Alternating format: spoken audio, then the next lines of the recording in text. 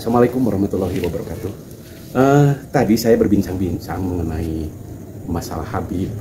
Nah, saya ingin dijelaskan sejelas-jelasnya kepada Pak Ustadz tentang Habib ini, Pak. Mohon diterangkan secara jelas lah supaya orang-orang bisa mengerti akan hal Habib ini. Oke, guys. Waduh, fenomena terjadi kisruh tentang habaib. Persoalan yang sangat sulit. Jadi bukan kita ini untuk menilai kelompok Habib, menilai pro dan kontra. Tetapi posisi kita sikap. Saya selalu mengkondisikan sebagai sikap. Sebab kalau sikap itu berarti untuk menilai diri sendiri. Beda lagi dengan kalau kita menilai orang lain, bahaya.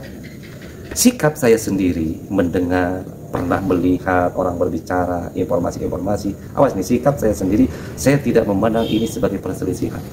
Saya tidak memandang ini sebagai kisruh. Sebab saya akan merasa sedih.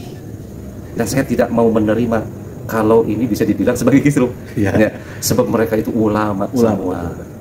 Wah, sedih sekali kalau melihat ulama sampai kisruh atau bertentangan atau sampai masuk ke perselisihan, permusuhan. Sekali lagi, sikap saya sendiri memandang ini bukan bentuk sebagai perselisihan. Terserah Anda. Permasalahan ini yang pertama saya langsung cari dalam Al-Quran terkait informasi tentang kisruh ini, perselisihan ini. Nah, mungkin nanti kalau untuk lebih panjang bisa ada episode bisa kita lihat dalam surat Al-Isra ayat yang ke-36. Di surat Al-Isra ayat yang ke-36. Allah berfirman, A'udzubillahi minasyaitonirrajim. Bismillahirrahmanirrahim. Wa la taqtu ma laysa laka bihi ilm. Inna sam'a wal basara wal fu'ad kullu ulaika kana 'anhu mas'ula. Bagaimana kata Allah? Wala, dan janganlah. Berarti Allah sudah memerintahkan jangan. Takfu, kamu mengikuti ma apa-apa laisa, tidak ada laka bagimu dengannya ilmu. Kita tidak boleh untuk mengikuti sesuatu yang kita tidak memiliki ilmu. Umpamanya haji mau mengikuti kelompok yang pro atau kelompok yang kontra. Allah melarang kalau memang tidak memiliki ilmu. Kalau memang memiliki ilmunya silahkan. Nah, sementara sikap saya di sini, saya tidak memiliki ilmu nasab saya tidak tahu. Nah, apalagi ilmu yang bukan ilmu, apalagi tentang sejarah tidak tahu. Nah, ini saya mewakili untuk orang-orang yang memang tidak tahu. Tapi kalau orang yang tahu, silakan berkomentar.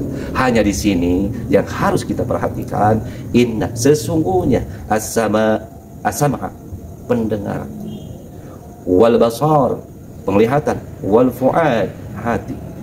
Ulu semuanya akan dipinta pertanggungjawaban, akan disoal, akan dipertanyakan.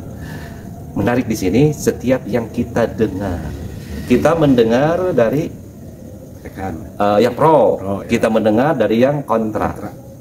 Kemudian kita melihat, masuklah ke penilaian kalau melihat.